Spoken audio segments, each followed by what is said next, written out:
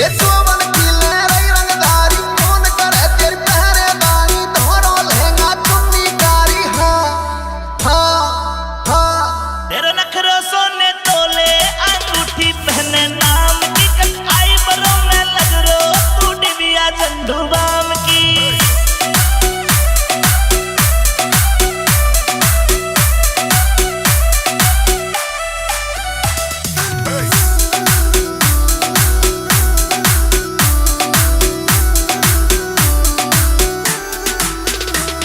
ये नजर गड़ी तेरे जो मन पे छपुआए तो कुनो तन पे कारो तन तेरे हो तन पे हाँ तू पैग समझ पी जाऊं तू बन जा बोतल जाम